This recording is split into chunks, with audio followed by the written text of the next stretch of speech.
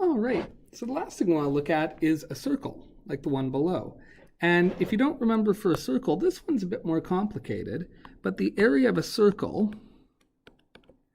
is equal to pi times the radius squared. And you're really comfortable with squaring things at this point. And if you don't remember it, pi is a number that's equal to approximately 3.14. And in this course, if you use 3.14 for pi, you'll be in good shape all the time. It actually is a decimal that goes on forever, but for the purpose of what we're doing, you can just say pi equals 3.14 and you'll have no trouble. So with that in mind, circles are actually easier because there's really only one number you need to know. You just need to know the radius. And if you don't recall, the radius is the distance from the center of the circle out to its edge. We call that the radius. So in this case, we would say that this circle has a radius of 10. And that makes calculating the area quite simple. All we have to do to calculate the area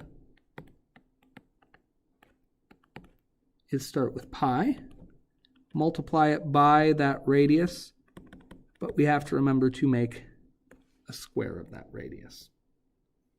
So when we go to put this in our calculator, instead of pi, we'll use that number 3.14, which is a good approximation of pi. And then we just need to know what the radius is. In this case, the radius is 10, and we can't forget that we need to square it, just like that. And so we can just throw that into our calculator. And on here, we can say, okay, 3.14 times 10, and then we need to make sure we square that. There actually is a pi button on here, so if you preferred to, you could use the pi button, but I just used 3.14. And that gives me the answer 314. Just so you saw, if we hit the pi button and then said times 10 squared, it's going to give us the same answer. It'll just give us more information. It'll give us a couple more decimal places. Doesn't make a difference to me which you use. Excuse me. And so we can say in this case, the answer is 314.